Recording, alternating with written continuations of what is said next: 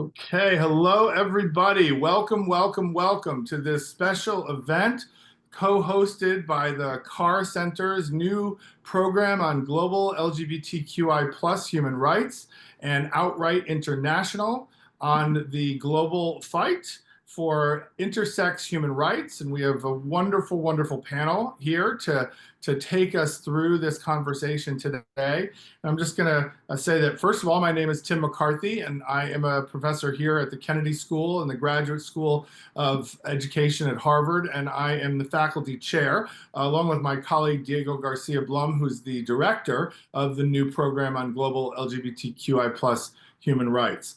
And so we have today with us four remarkable activists, practitioners, policymakers, and people who are going to tell their stories and to share their work with us. And I want to just get right to it. So let me introduce first Jennifer Aliu Qadri, who is a human rights activist and intersectional feminist working across intersex rights, queer plus rights, disability rights, mental health, and SRHR issues. She champions community care for sustainable mental wellness and believes in strong partnerships and intentional inclusion to combat oppression and build a better world. Christian Rangelovic, a trans and intersex activist, is the executive director of XY Spectrum in Belgrade, Serbia, focusing on intersex visibility and empowerment, psychosocial support, and capacity building. He co-authored the Malta Declaration and conducted pioneering intersex research in the ex-Yugoslavian region. Vida Guzzo is an intersex transgender advocate from Brazil with extensive experience in human rights, policy, and research, working with national and international organizations.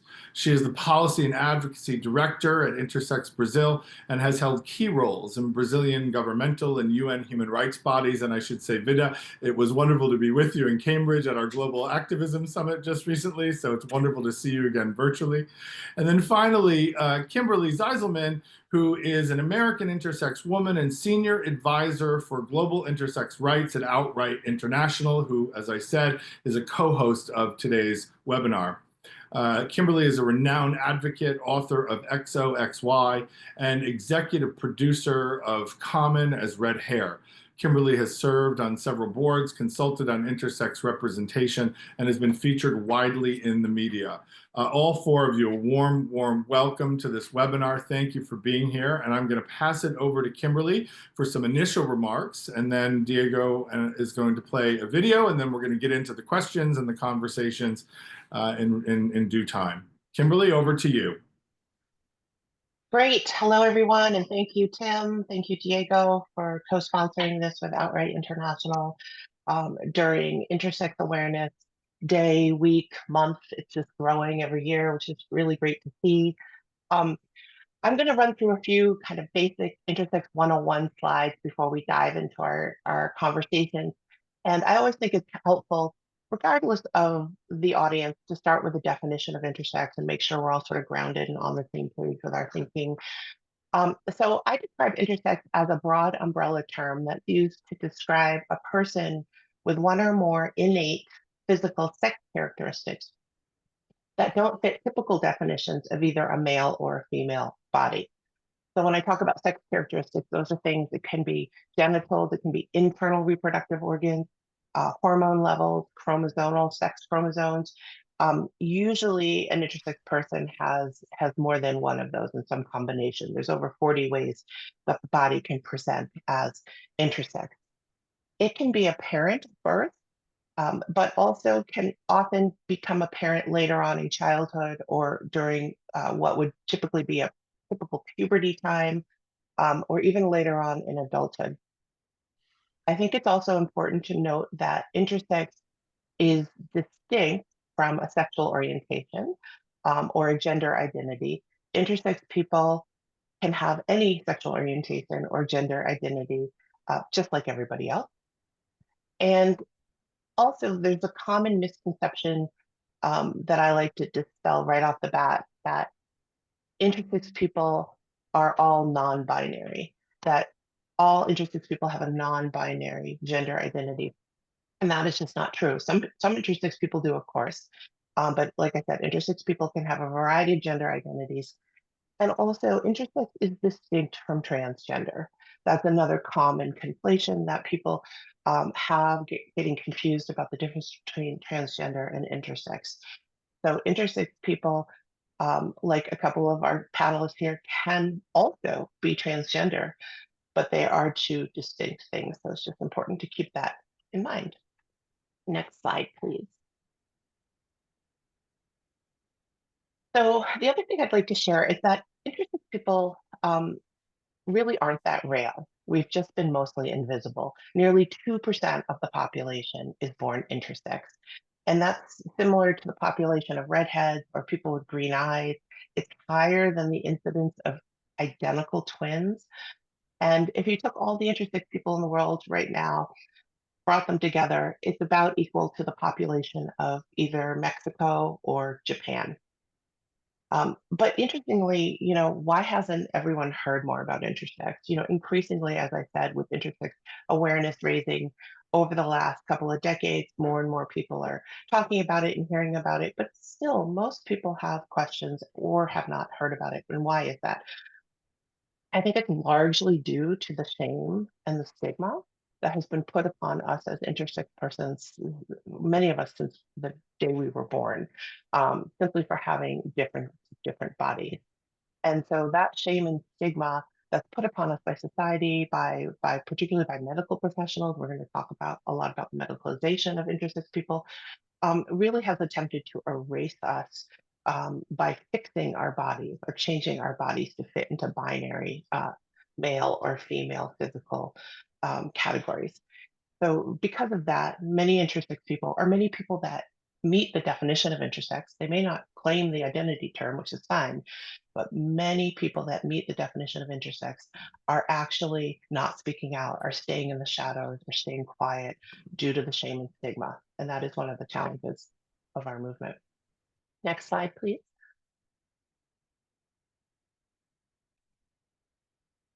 So I want to talk about why we think intersex should be included in the broader LGBTQ plus umbrella. Intersex is related to other experiences of exclusion on the grounds of sex and gender nonconformity, but it's also distinct from it.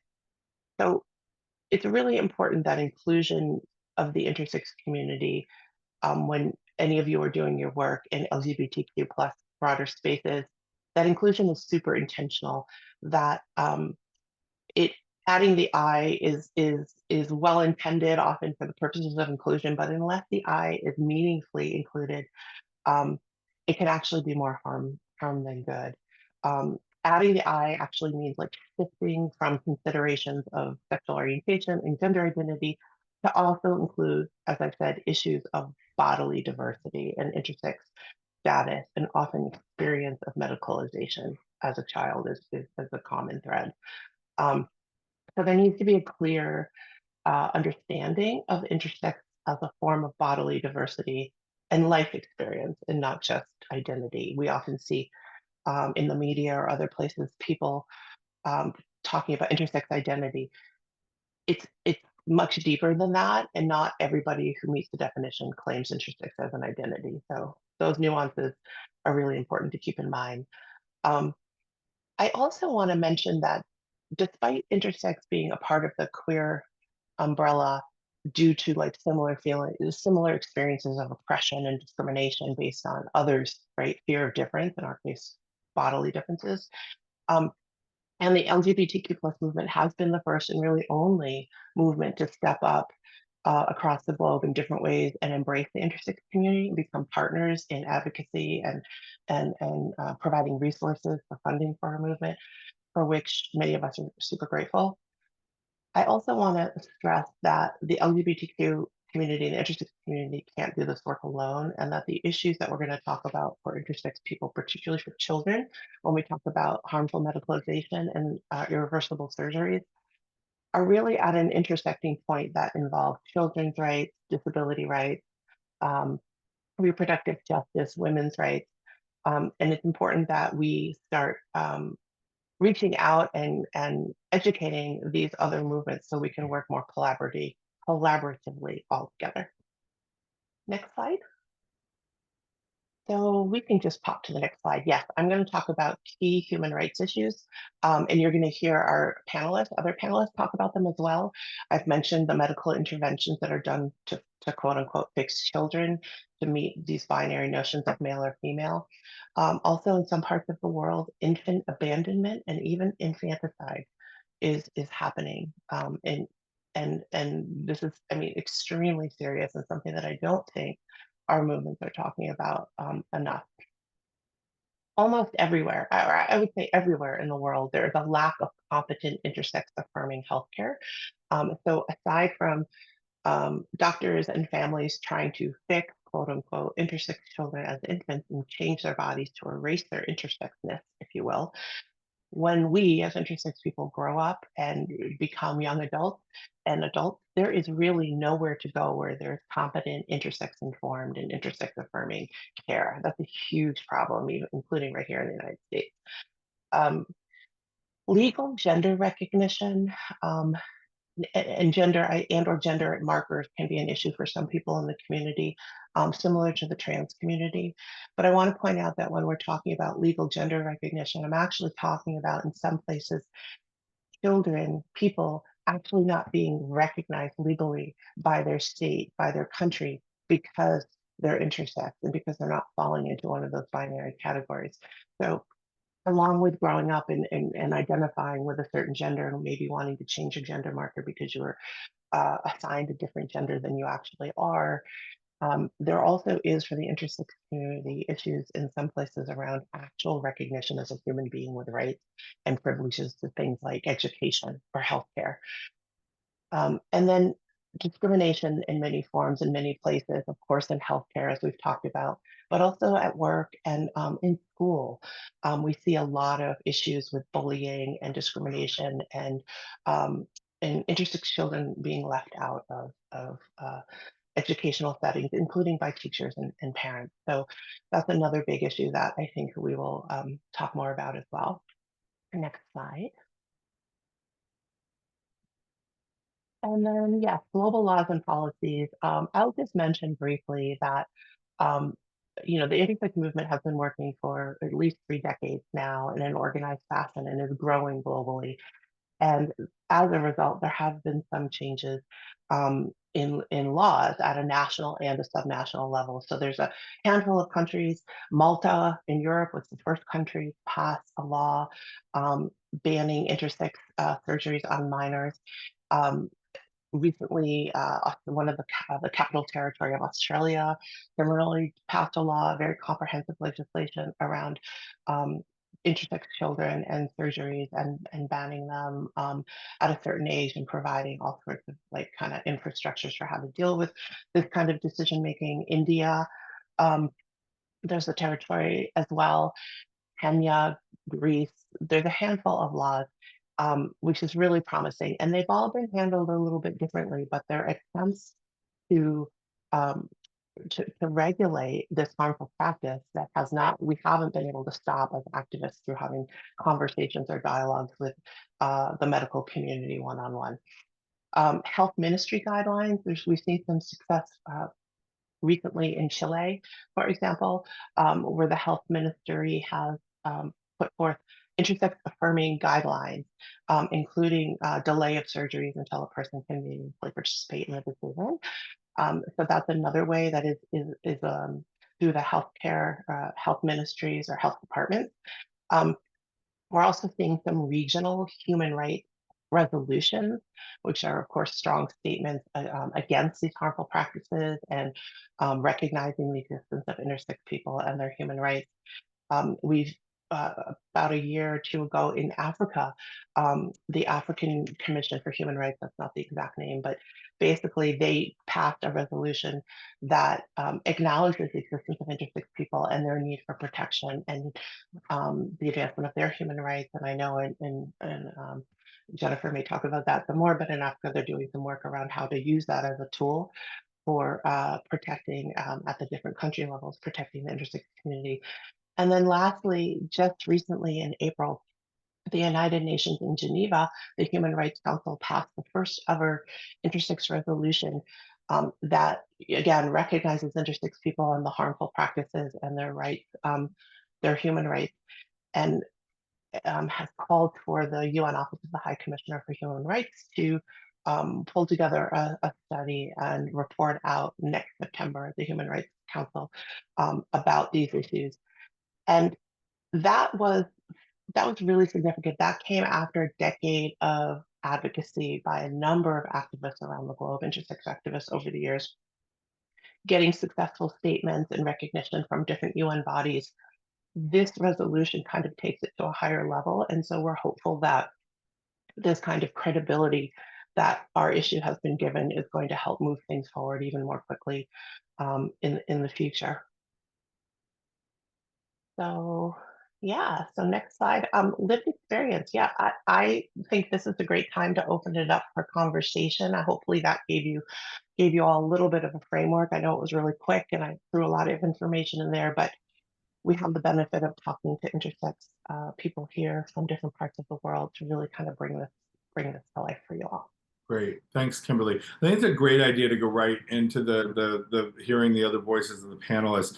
We do have a short video, but I think we're gonna bracket that, and if we have time at the end, we'll come back around to it, or we can post it on our website. But I wanted to move into the conversation here with everybody on the panel. And I'm wondering, I'm always interested in as a social movement historian, always interested in origin stories, like how in inspiration stories, how people got involved and why people get involved in the work that they do. And so I'd love to pose to the panel, and maybe Jennifer, we can start with you, and then go to Christian and Vida, and then back to you, Kimberly. The first question is how did you, what experiences moved you or inspired you to become an intersex human rights activist, like get into this work in the first place? If you could take a couple minutes each and just give us a little bit of that origin and inspiration story. Jennifer, over to you. Thank you so much, Tim. So first of all, I'd like to say that in Nigeria, when we talk about the LGBTQIA++,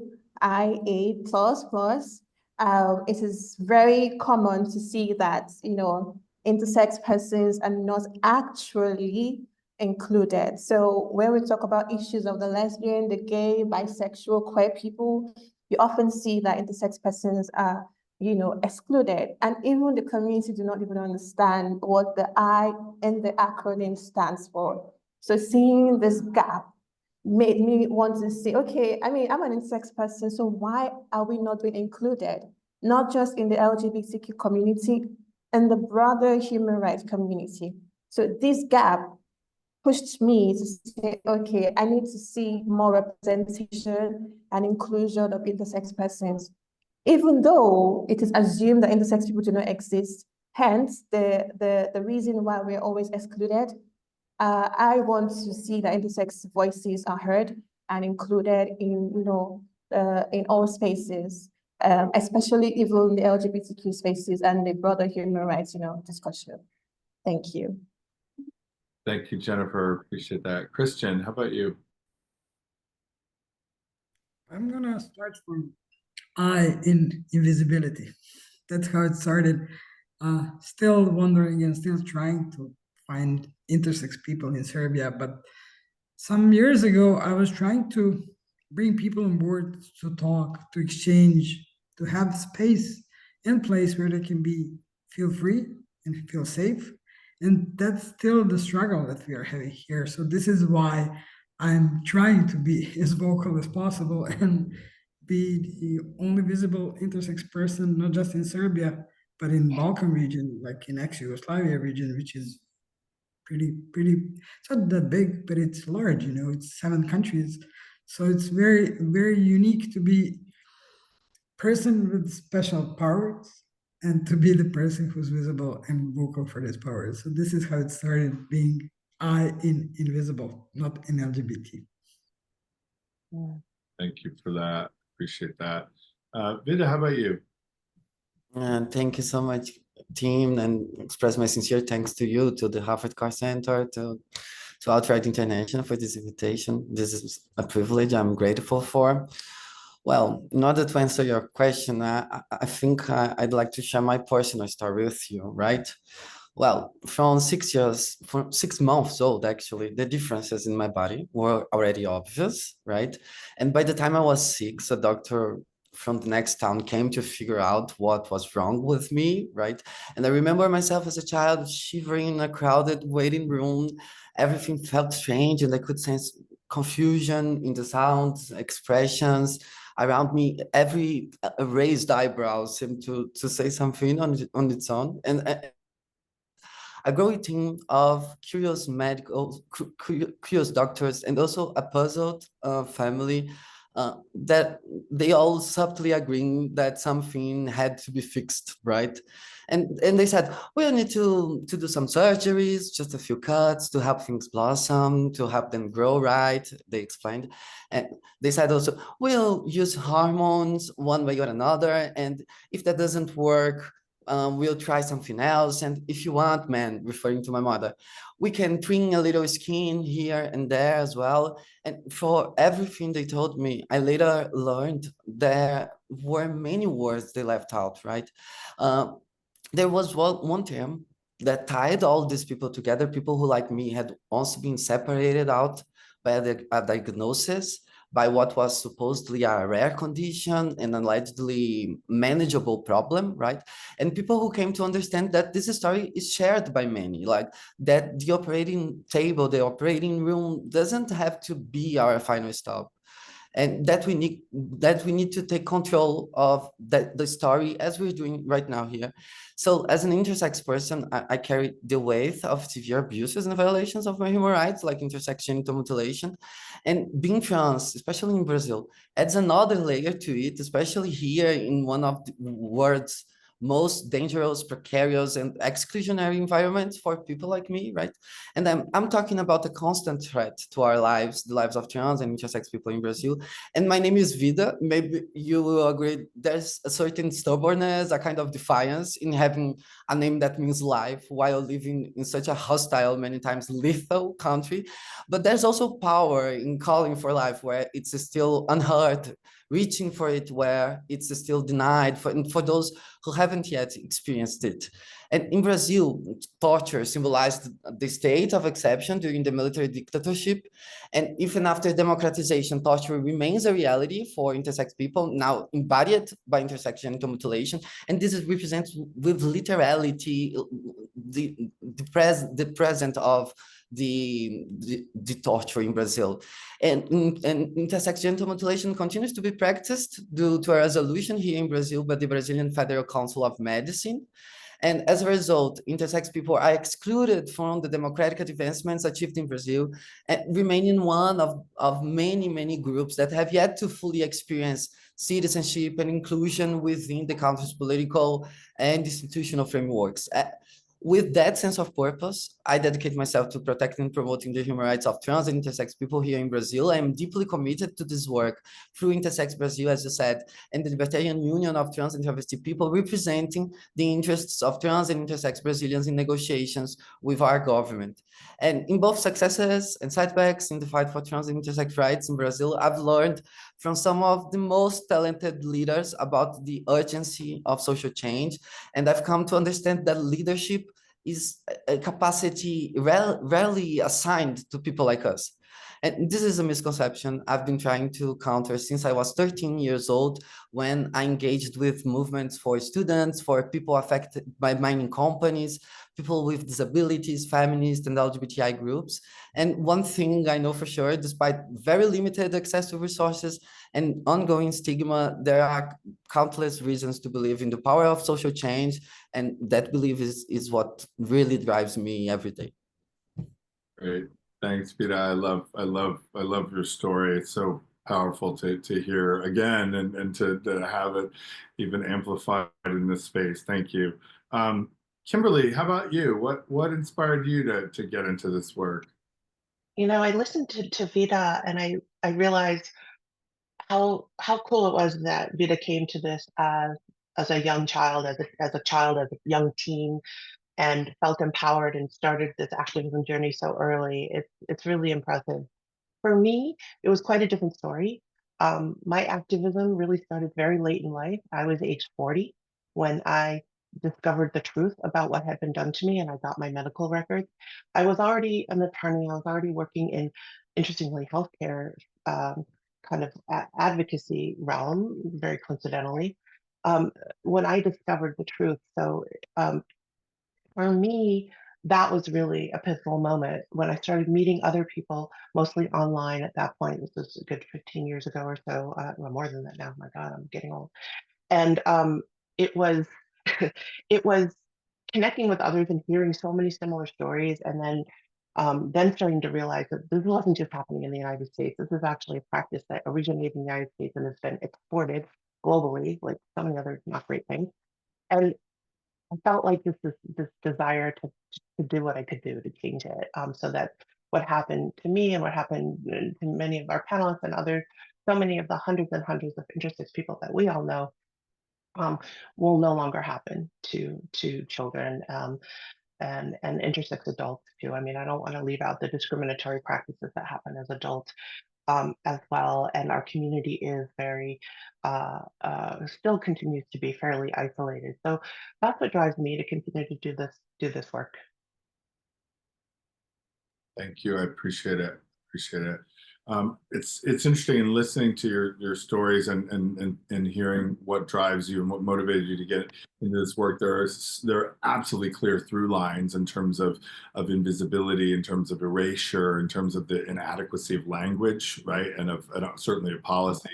But then there are also all these very, very important differences about when you got involved and how old you were and the sort of the portal into the movement. And so I'm really glad to have so many different kinds of stories to at play here. So I think that's really important. Multivocality in social movements is something I'm always very much keen to foster and to embrace.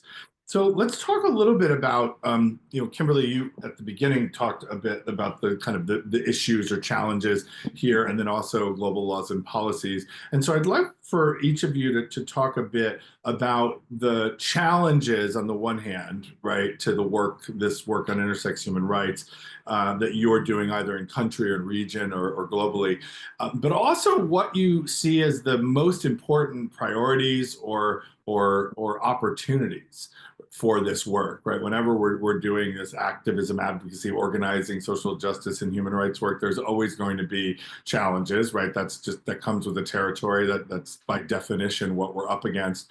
And yet, at the same time, there are all sorts of opportunities, and we make decisions about where we focus our time and allocate our resources and what we give voice to. So I'm wondering if you all could speak a bit about that, what choices you're making in terms of priorities and seizing opportunities, and then what are the challenges that are specific to your work that you're confronting and standing up to. Vita, why don't we start with you, and then maybe Christian, and then Kimberly, and then Jennifer. Okay, so I'll start with the challenges, right? So I'd say there's a long-standing history of neglect in Brazil when it comes to the protection and promotion of the human rights of intersex persons, going back many years, I'd say since colonization. And in my master thesis in political science at the University of Brasilia, I explored intersex activism from 2006 to 2021 through interviews with community members and decision makers. And a key focus of my research was on political crisis, and especially with the rise of authoritarian anti-gender actors. And I asked leaders if they felt like we were experiencing a political crisis in Brazil.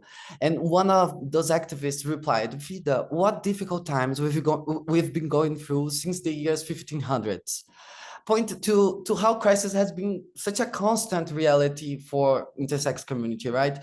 And as I said before, since Brazil's democratization in 1988, intersex people have continuously encountered obstacles to political participation. These barriers worsened after the political crisis in 2016 with the removal of the democratically elected President Dilma Rousseff, the election of Jair Bolsonaro in 2018, and the COVID-19 pandemic in 2020, which further marginalized intersex communities. So we have been navigating a convergence of overlapping crises, like health crisis, political crisis, social crisis, right? And despite these challenges, intersex mobilization in Brazil has focused on raising public awareness, building community, and creating support initiatives. And nevertheless, conservatism and authoritarianism remain powerful entrenched forces that continue to constrain intersex activism right now in Brazil, even after Lula's 2022 election. And this is also because the alignment between intersex issues and left-wing governments is not automatic or mechanical, right? Even when navigating progressive spaces, we still face challenges in incorporating intersex issues, variations of sex characteristics issues, whether due to a lack of understanding or hesitation towards topics labeled as identity-based, right? Which are allegedly seen as undermining the ontological primacy of class for left-wing actors, right? So these factors have hindered intersex activists' ability to secure funding, to establish legitimacy for our organizations, to address our exclusion from political institutions and philanthropic circles. Specifically talking about funding for intersex organizing. Intersex groups, despite our leadership and commitment to driving social change, we operate with very limited or access to funding or no funding at all. Intersex groups in the Global South and East, particularly in Latin America and the Caribbean, face even greater challenges in accessing resources.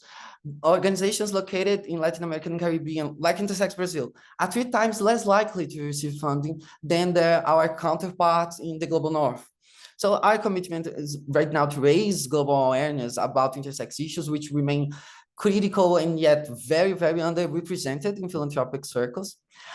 But now talking as for potential opportunities in Brazil, with Lula's return to the presidency, we kind of have right now more chances to redefine intersex politics. Channels of dialogue with the government have been restored right now and reopened, leading to a more receptive environment within the framework of the democratic institutions. Intersex Brazil, which is an advocacy-focused organization, is currently engaged in negotiations with the government with a clear priority, which is ending intersex genital mutilation in Brazil. This is our #1 priority right now. And through our advocacy, we have successfully integrated the issue of sex characteristics in key LGBTQI+ human rights policies, such as the national strategy aimed at combating violence against LGBTQI persons, and also the national strategy aimed at promoting decent work. I also see a growing chance to elevate intersex issues within the National Council for Human Rights right now, particularly following our submission of an urgent report on intersex genital mutilation in Brazil. And this report actually led to investigative missions carried out by teams from both civil society and the Brazilian government in hospitals in two major Brazilian cities, with São Paulo and Porto Alegre. Where those surgeries on intersex children are being performed, and we are looking forward to a final report on these missions. But most notably, I'd say in 2023, Intersex Brazil and the Brazilian Ministry of Human Rights and Citizenship formally established the working group for the promotion and the protection of human rights of intersex persons, which marks a historic milestone, on my understanding, for intersex political participation in Brazil.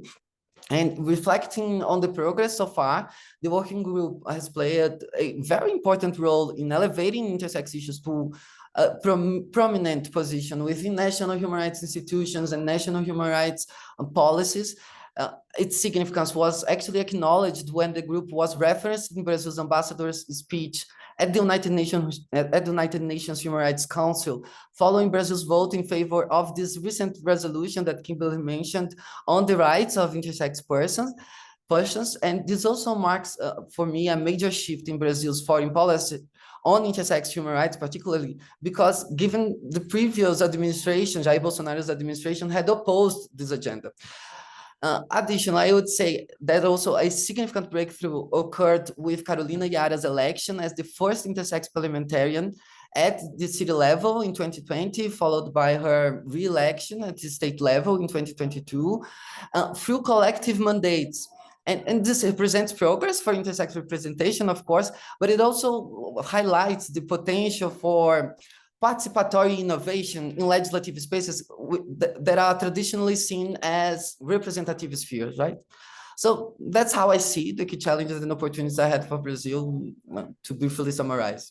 Thank you. Good. It's good that you talk fast because you have a lot, a lot in there. I have a lot of notes right now in order to make the best use of the time. a tour. Christian and then Jennifer. I want to be adopted now. So this is a part that I want to be adopted from Brazil from now. I can't go from challenges because we are facing so much neglection, invisibility, and not being part, not just from, as I said, not just LGBT community, but we are talking from different communities, not recognizing intersex people in general. So this is very, very challenging on so many levels. But if we are talking about politics and the idea that we used to be huge, or at least we had perception that we're a huge country, and that we have now 7 small countries which are still not recognizing intersex people and issues that we are, of course, not just a problem, but issues that we are facing. It's a very huge challenge how to work. And this is one of the ideas how we can work jointly. So this is, I want to thank you all for this opportunity to open this part of the world with this topic. And this is something which is also the opportunity to try to find the best way to at least try to get on board doctors which are doing the same things all over the world, harmful practices on intersex children and babies, and also to bring parents in this. So we are working directly with parents, and this is something, this is ongoing process, and this is good process, and parents are keen to learn more, to be in the process with a child, to be followed, not to be, of course, on any kind of way challenged, if it's possible not to be challenged by any kind of medical establishment or any kind of person from medical environment, or to be challenged by the society that we live in. So parents are the focus group that we are trying to work, but something that we try to map with the parents also is how to invite general public to understand what does it mean to be intersex and how this reflects on our daily life. We try to find the best way, so we are trying to get through art and culture this topic more visible. So this is our way, and we are the third country in the world that we managed to organize and to publish comic book, which is very, it's a graphic novel, more to be than a comic book. It's comic part of that, but it's graphic novel with this topic, with intersex stories in it. So this is not just done by the intersex person, myself and my colleague, but also the stories there are very realistic and very life-living stories. So this is how we have the opportunity to work on the topic, how to try to introduce this topic to wider public, and maybe we're going to try to do that to invite other countries in the region to be part of this. So I'm going to be much shorter than Vida because we don't have political awareness, not even knowledge, but awareness of existence. We don't have political momentum we are working on the topic, but there's no momentum about it. And huge challenges we are facing, of course, from the right-wing parties, from anti-gender movement, and different kind of, I don't want to say, but yeah, there are issues in political way or political ways in different countries in Balkan region and Eastern Europe region. So thank you, Vida, for this. I think we need more know-how from others and to be together in this. This is something that is very important, and this is why I'm going to share this with you. This is opportunity to be together because there are not so many, not just visible intersex people, but we are there, but we need to be together. So I'm going for there. Thank you so much, Timothy, for the question.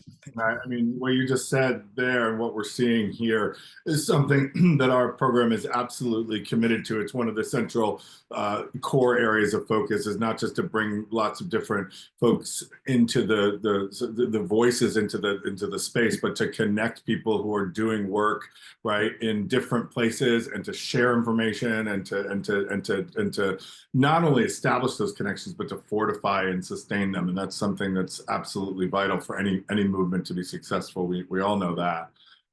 Jennifer, bringing you into this conversation about opportunities and challenges. Thank you so much, Tim. So in Nigeria, I'm going to be talking from my context, and I'd say 5 years ago, before now, intersex issues were not discussed or talked about, and it looked as if we do not exist. It looked as if intersex people were just not in Nigeria. And Intersex Nigeria is the first led intersex organization in Nigeria and still is, the only intersex-led organization in Nigeria. And I'll say that we face so many challenges. And first off, we have lack of awareness, when it comes to intersex issues, when it comes to, you have to differentiate between intersex and trans, gender. You have to differentiate between intersex, you have to differentiate between sex characteristics and sexual orientation, so there is a huge lack of awareness when it comes to intersex issues and, our existence. And then as a result of this lack of awareness, we have, stigma and discrimination even in the health sector. We have discrimination and stigma even in schools. Parents of intersex people, of intersex babies, even use their children as, a cleansing for the gods. So in local communities, there are situations where when a mother or parents give birth to an intersex child, they see that child as a curse, from the gods. And then they use this child as an appeasement to the gods. And this is because there is a lack of awareness, and they do not know that you can have an intersex, child, and it's just normal. We're not like, a curse or a taboo. And then we also have, lack of legal recognition of intersex person and, and also policies and laws that protect intersex people. If we do not have these laws in place, even the medical sectors, would still go on and carry out the non-consensual medical practices and the mutilation of intersex, genitals, because they feel like they have the power to correct, intersex bodies. And this is what we've seen, in Nigeria, where doctors and medical practitioners feel like they have the power to decide for you how you should, what sex you should be. So they do not delay intervention for intersex children. It is an immediate, reaction because they feel that they can.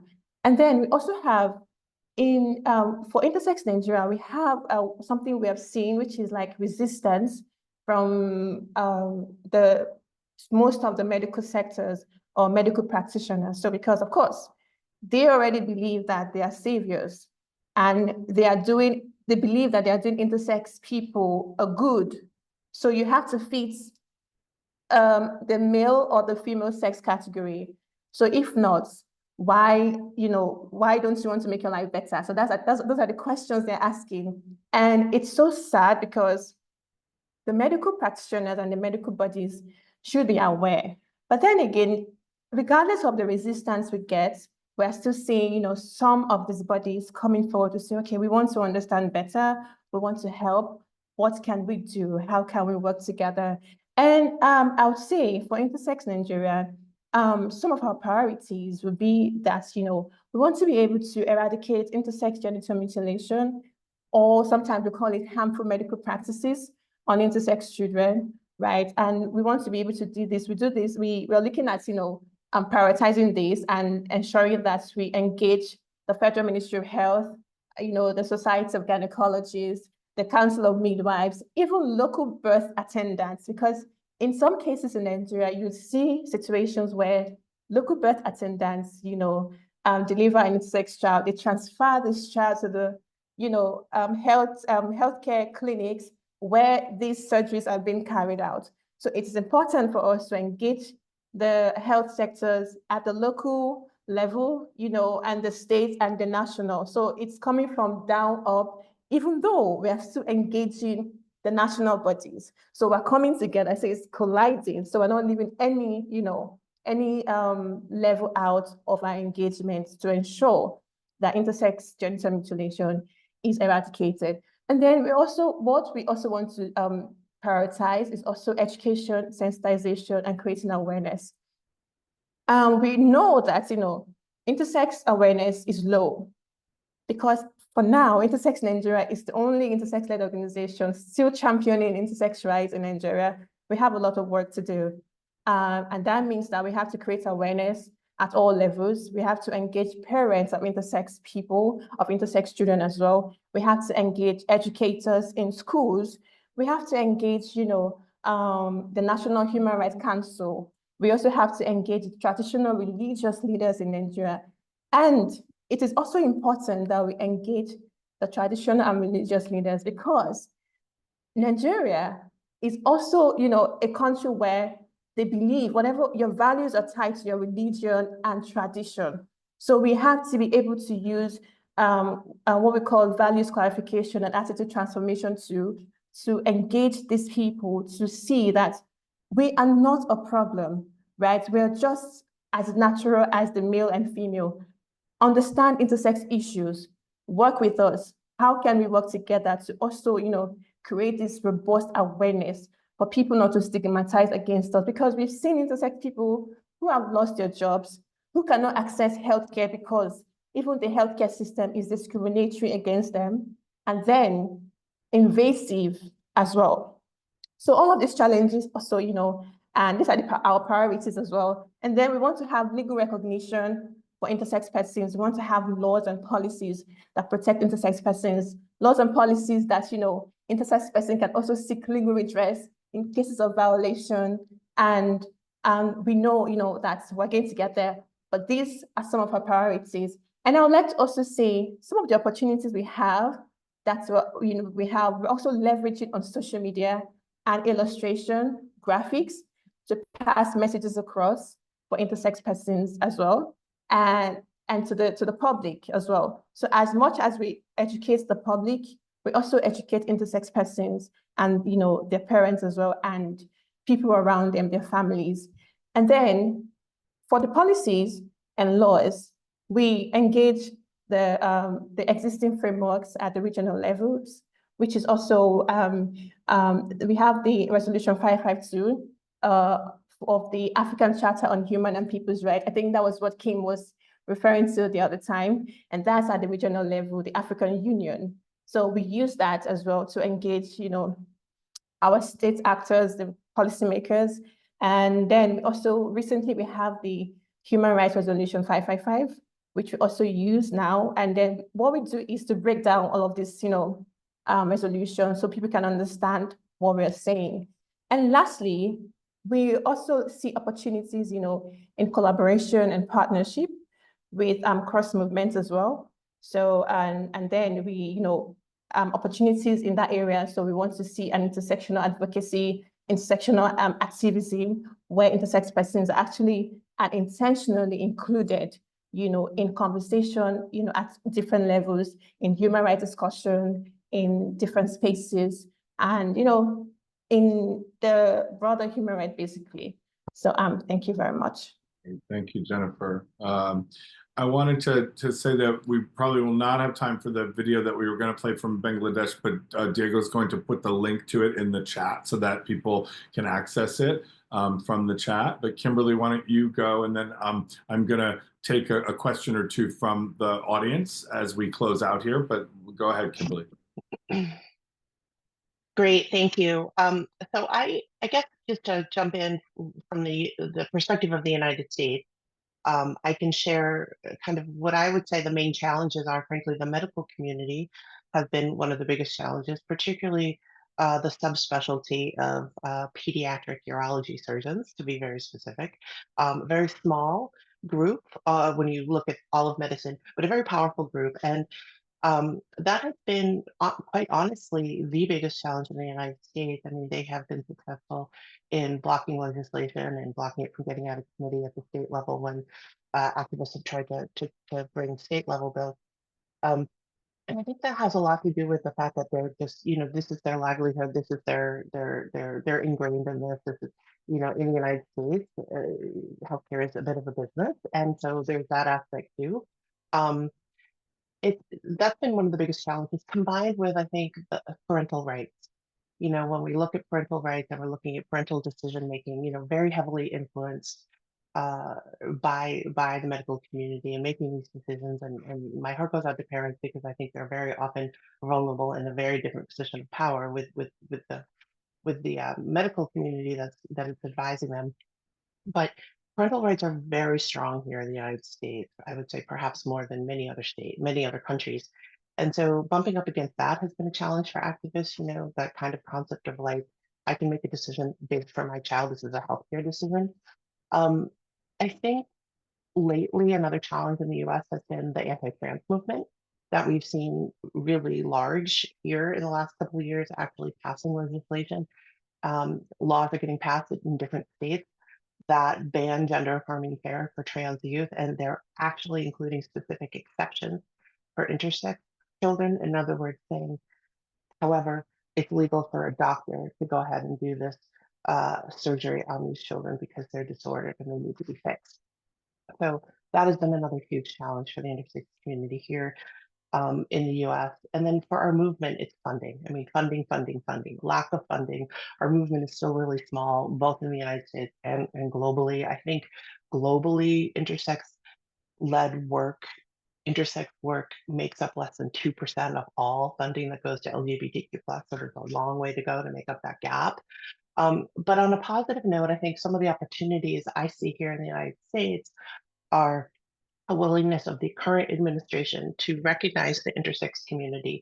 You know, it was a couple of years ago at a Pride event, President Biden actually said the word intersex, and you know, I don't think any other president in the United States has ever said that word. So starting with some visibility there. Also, the president issued an executive order for our Health and Human Services to put together a report on intersex health inequities in the intersex community. That report we're waiting for. It did come out of the White House. I think maybe after the election we'll see it. So that is just going to be guidelines and a report talking about intersex health inequities across the lifespan, so not just surgeries, but you know, intersex people in cancer screening and on all sorts of things. And I think that's going to be a very positive step when that comes out. So also there are medical associations, the American Bar Association last year and others here in the United States that are putting out statements condemning these harmful medical practices and recognizing the violence and the harm that's happening to the intersex community. So I think we're on the right path to add a little hope to this. But yeah, it's a long journey. Thank you, Kimberly. I really appreciate that. There's something in the one of our guests and visitors here today put in the Q&A that there is still medical health stigma practices and suggested another documentary called Everybody, which this participant says it details in my wording the hurts and damages done by the medical community. So it's one thing, obviously, so many of you are speaking to, and Diego put a number of video sources in the chat as well. I wanted to raise and lift up one question. We have time for one question. I'd actually like to pitch it to all of you. So if you could take 30 seconds, 40 seconds to each to respond to this question, because I think it gets at the heart of gathering more support for the movements that we're involved in. And it comes in this form. It says, what can LGBTQI plus organizations do to be more inclusive of intersex people internally, but also in the broader public and political advocacy? So what would you say in terms of what advice would you give? And I'm obviously curious about this because our program is seeking to be as broadly inclusive as possible. So I'd love to hear from all of you. Kimberly, why don't you start us and we'll just go down the line and give us your thoughts. Well, I think you're off to a great start. This webinar is a great example of lifting up intersex voices from different global regions and actually hearing from intersex people what the nuances are, you know, that we are not just another identity to tack on. So, you know, kudos to the Carr Center and to your program in specific, and reaching out to intersex people like myself and everybody on this panel and educating yourself so that your inclusion is meaningful and purposeful. I mean, really, it's as simple as that, but I know others will have more to say. Anybody who wants to weigh in? Jennifer, Vida, and Christian? I would have 4 recommendations, actually. I'd say, I would suggest to meaningfully incorporate intersex issues in the programmatic activities of the organization and actually create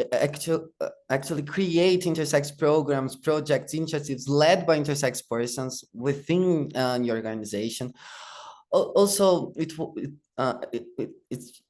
worth to note that global intersex related funding represents only 0.59% of total LGBTI donations. So I'd suggest budget allocation for specific intersex programs, initiatives, and projects. And if you are a researcher, I would deeply suggest to disaggregate data by sex characteristics in the research efforts you conduct, and also to mainstream intersex issues across LGBT issues, because intersectionality is such an important thing, and we have multiple experiences. So it's important to address these multiple interdependent causes of oppression, right? And address the root causes of it. So these are the 4 main recommendations I would have. Great. Thank you, Vida. Thank you. Jennifer, Christian?